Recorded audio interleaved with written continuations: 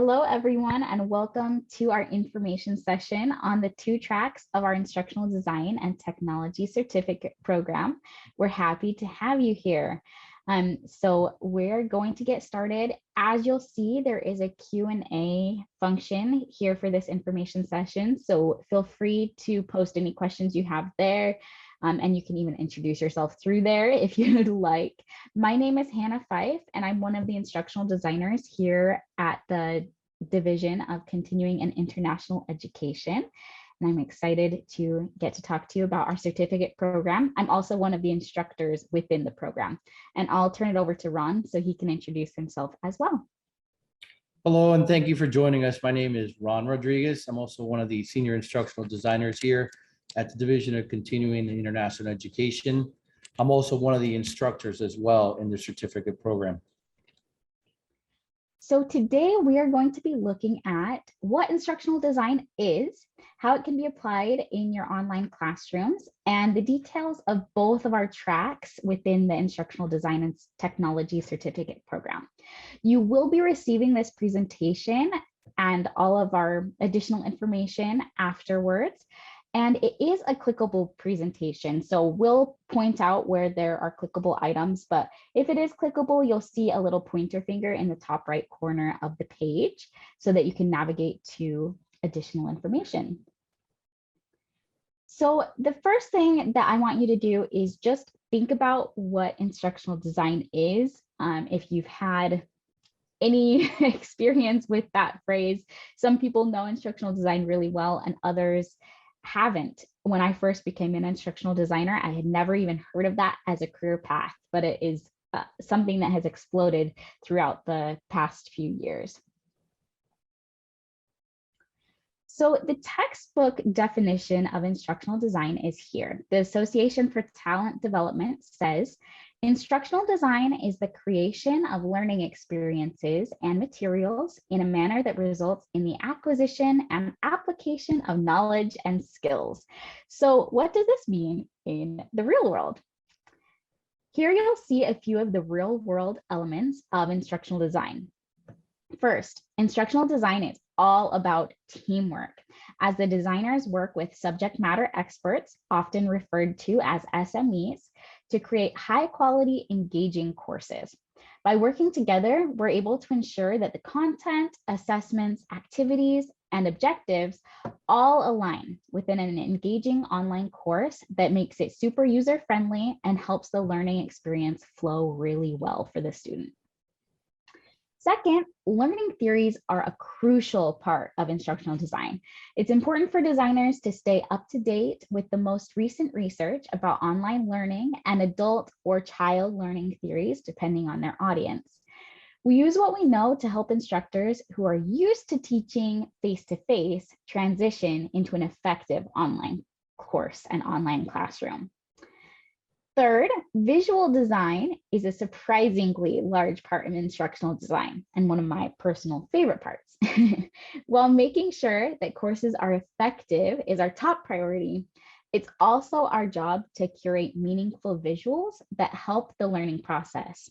We also make sure that images, fonts, and colors match the company's brand identity, enhance the overall accessibility of the course, and make learning more enjoyable through a visually pleasing design. We've all seen those presentation or designs that really end up hurting the learning because they're just too much.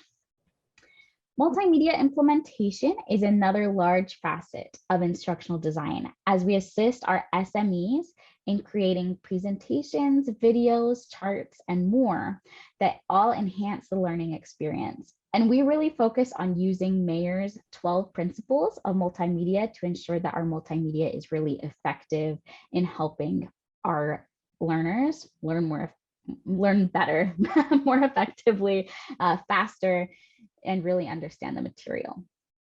Which leads to our next element, which is creating engaging content. As instructional designers, we have many different educational technology tools that we use to create different types of content that engage learners in new ways. And we're always checking out new technology and making sure that we're really enhancing that learning. All of these items lead to the major goal of instructional design, which is to maximize the student's learning experience. Our role is to help the content and technology merge together in powerful ways that support highly effective courses that are enjoyable for both students and instructors.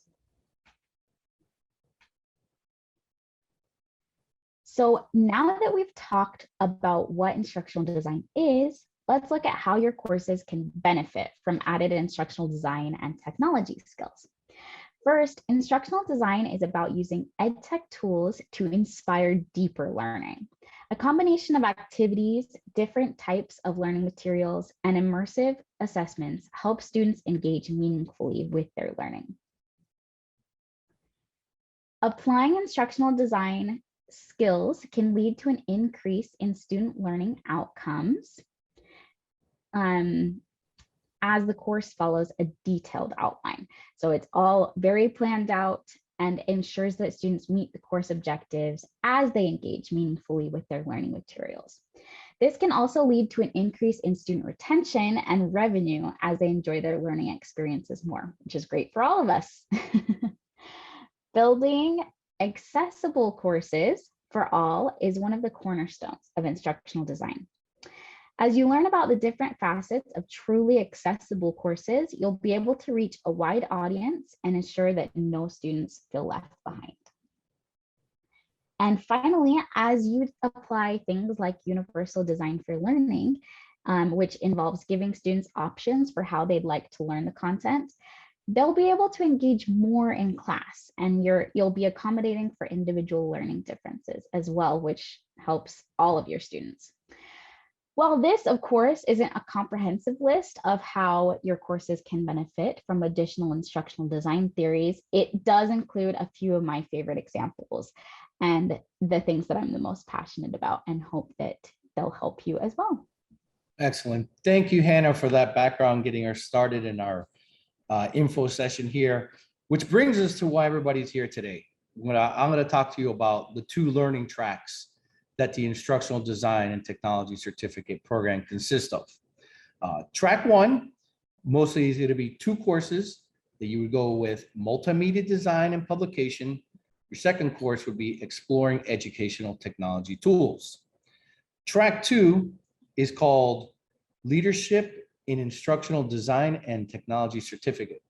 This track consists of leadership for distance education and managing instructional design initiatives. The choice is yours, which one you would like to explore and take. Both those courses to meet track one would be under those two courses, and track two will be under the next two courses, which brings us to our third part. You would need two courses from the list of these three that we would consider them electives to satisfy the certificate program. And those include practices in online instructional design, universal design for learning, and fundamental skills of instructional technologists. And in essence, what you're really doing is it's opening the idea and the track for you to control your learning and what you want to earn your certificate in as you go through the program. You either pick track one or two, and you would pick two courses from the list of electives. Yeah, so just to add, in total, you'll end up taking 4 courses, Correct. Regardless of which track you take. It's just your 2 that are assigned and then 2 electives. And an example of some of the tools that you'll get to use when you're in the instructional design program here in the certificate program. One of the ones that are very interesting is called VoiceThread.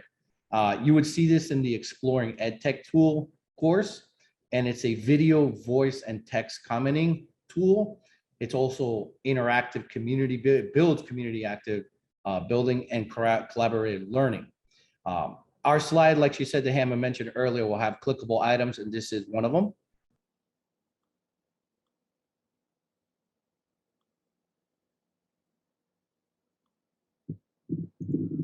Hi everyone, welcome to our course in instructional design. Before we begin, I encourage everyone to please introduce themselves using VoiceThread.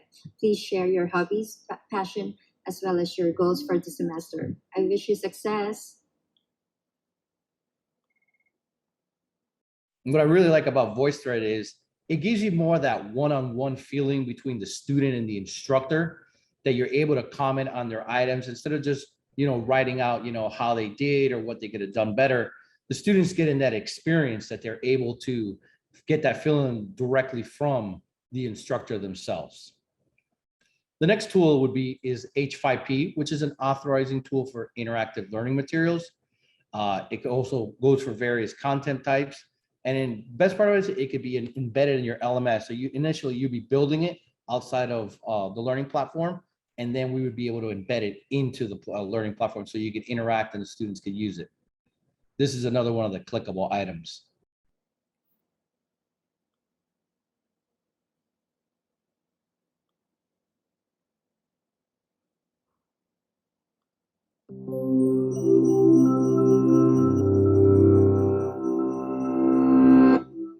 Billy Pilgrim can't sleep because he knows aliens will arrive to abduct him in 1 hour.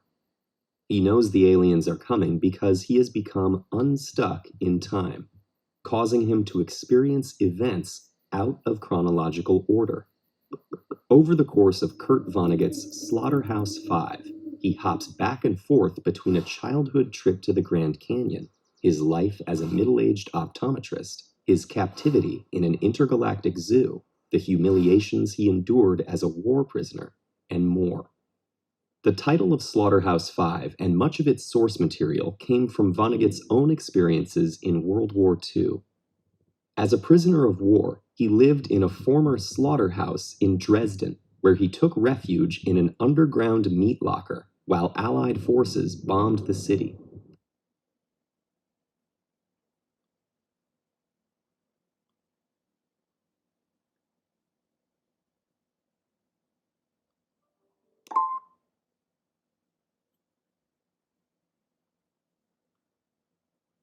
And what's great about these video quizzes is it takes away from the idea of your traditional quiz that you would just answer questions, on a regular pen and paper or online, just A, B, C, D. When he and the other prisoners finally...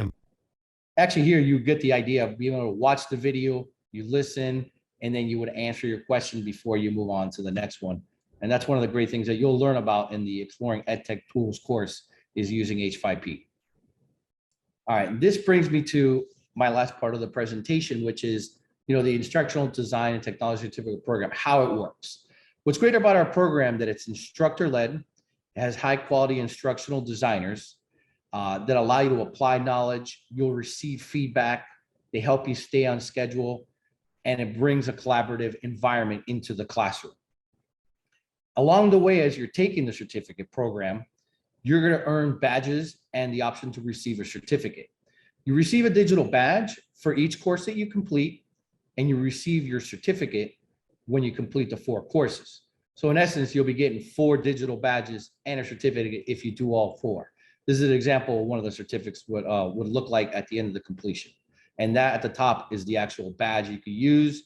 You could display it in your online portfolio, LinkedIn, many outlets out there that are online to display your work and achievement. Courses run 5 weeks. We run them in the fall, spring, and summer. It's $500 per course. We have a link that's in this presentation that allows you to enroll into the course and read a little more detailed description of each class on what they pertain to, so you can read a little bit more in depth about the different tracks. And at the end, we're putting in, if you guys have any additional questions, we're going to open up the Q&A for you guys right now. But if you do have any additional information regarding the program, prices, how it works, the different tracks, you're always welcome to contact Alyssa Milan. And we provided her email address here as well as her telephone number. So at this time, I'm going to open it up to Q&A. And I would just like to add the people who would qualify for a discount. We do offer a special discount of $50 off of each course to eligible students, including employees and alumni, veterans, and school districts who enroll a group of at least 5 learners. So you would contact Alyssa for those discount codes as well. Excellent. Thank you for that additional info, Hannah. So it's great that everybody knows. So I'll leave this screen up for just a moment if you want to screenshot or anything. Let us know if you have questions, and you will be receiving the presentation. This is that little pointer finger that I was mentioning, that it will show you anything that's clickable. So you can actually click on these things to be taken to the corresponding web pages and to learn more about our team. Thank you so much for coming today. We will be here for the next few minutes waiting for questions, but this was our presentation. So thanks for your attention, and we hope to hear from you soon. Excellent. Thank you guys again for joining us today.